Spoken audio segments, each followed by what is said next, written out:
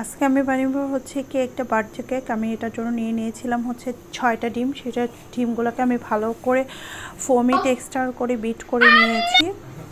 তারপরে হচ্ছে আমি দিয়ে দিলাম চিনি দিয়েছি হচ্ছে আমি 1.5 কাপ। চিনিগুলো দেওয়ার পরে এমনভাবে বিট করতে হবে যাতে চিনির একটু অংশ দানাটা থেকে না যায়, চিনিগুলো যাতে প্রপারলি গলে যায়, কারণ চিনি ভালোভাবে গলে না গেলে কেকটা ভালো হবে না। তো এই তো আমি বারবার করে হচ্ছে কি এমনভাবে বিট করছিলাম যাতে একদম ফোমি টেক্সচার হয়ে যায়, যাতে একটা লাম্পসও না থাকে চিনির। এই তো অপর দিকে হচ্ছে কি আমি শুকনো গুঁড়োগুলো মিক্স করে নিচ্ছিলাম। সেটার জন্য আমি নিয়ে নিলাম হচ্ছে কি ময়দা নিয়েছিলাম 1.5 কাপ।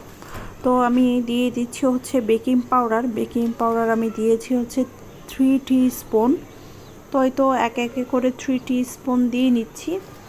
তারপরে আমি হচ্ছে অ্যাড করেছি বেকিং সোডা দিয়েছি 1.5 টিস্পুন। তো তারপরে হচ্ছে আমি দিয়ে দিব হচ্ছে কি লবণ খুবই সামান্য পরিমাণে, কেউ না দিতে চাইলেও না দিতে পারেন, বাট একটু লবণ দিলে ভালো হয়।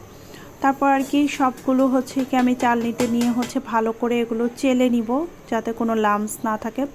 এই তো আমি আবার হচ্ছে কি ওই মিক্সারটাতে মানে যেটা চিনি আর ডিমের ফোম, ওটাতে হচ্ছে আমি ভিনেগার অ্যাড করে নিয়েছি। ভিনেগার দিয়েছি হচ্ছে 1.5 টিস্পুন। তো ভিনেগার দিয়েও আমি হচ্ছে একটু বিট করে নিলাম। তারপরে আমি সবশেষ আমি হচ্ছে কি অয়েল দিব, মানে তেল হচ্ছে আমি দিব 6 টেবিল স্পুন 6 টেবিল স্পুন। হ্যাঁ, তারপর হচ্ছে ওইটা দিয়েও আমি বিট করে নিব। বেশিক্ষণ বিট করব না তেল দেওয়ার পরে। তারপরে এই তো ওই শুকনো উপকরণগুলোকে আস্তে আস্তে হচ্ছে কি আমি মিক্স করব খুবই আলতোভাবে, এবং হচ্ছে সব একসাথে দিয়ে দিব না, অল্প অল্প করে 2-3 বার করে দিব।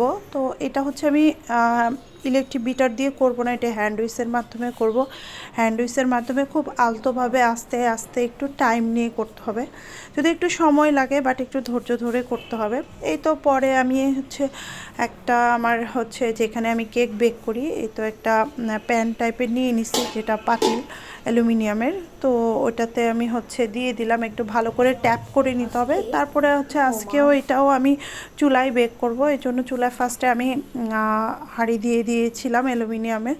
তো সেটা একটু প্রি হিট করে ওখানে স্ট্যান্ডের উপর বসিয়ে দিলাম। বসিয়ে দেওয়ার পরে হচ্ছে কি চুলার আগুনটা এমনভাবে রাখতে হবে, বেশি লো না বেশি হাইও না। তারপরে এই তো আমার কেক তারপরে হয়ে গেল। টাইমটা আসলে অ্যাকচুয়ালি আমি খেয়াল করি নাই, 30 মিনিটসের মতো হবে। তারপরে এই তো আমি দেখছিলাম যে কেকটা প্রপারলি হলো কি না। তো একটা চপস্টিক দিয়ে দেখলাম, তো কেকটা ঠিক মতো হয়ে গেছে। তো এই তো কেকটা কতক্ষণ হাঁড়িতে ঢাকনা দিয়ে রাখছিলাম, পরে যখন একটু ঠান্ডা হয়ে আসছে তারপর আমি নামিয়ে নিছি। তো কেকটা এত সফট হয়েছে, অনেক সফট হয়েছে। ও আরেকটা ইন্টারেস্টিং ব্যাপার ছিল, এটা আমার হঠাৎ ময়দা শেষ হয়ে গেছিলো ময়দা।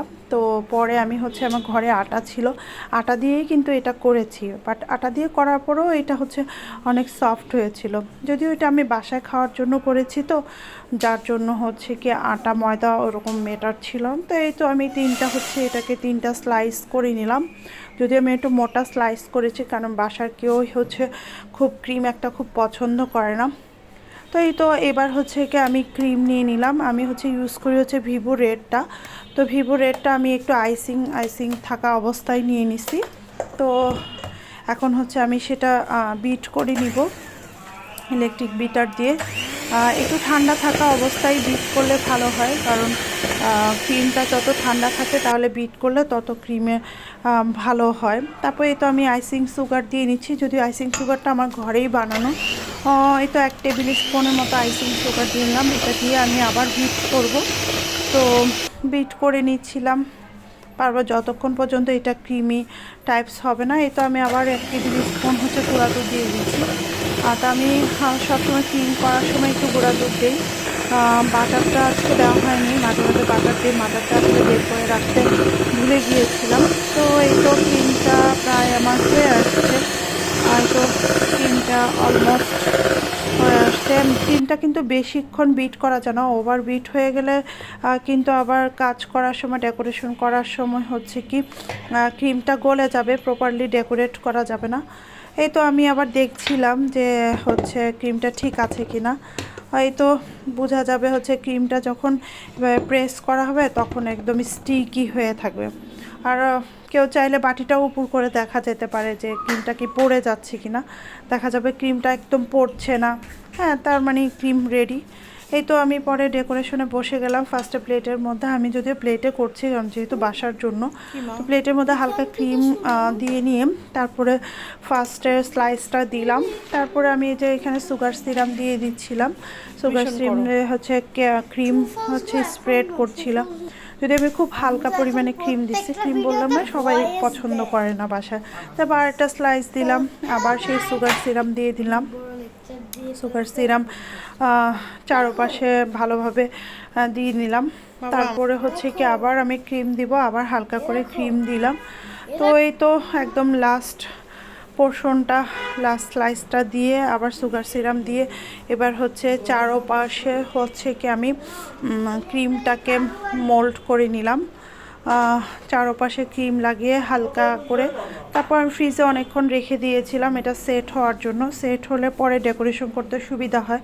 তারপর এই তো বের করে, ফ্রিজ থেকে বের করে হচ্ছে আমি আবার চারপাশে একটু হাফ ইঞ্চি টাইপের লেয়ার করে আমি চারপাশে ক্রিম লাগিয়ে নিলাম।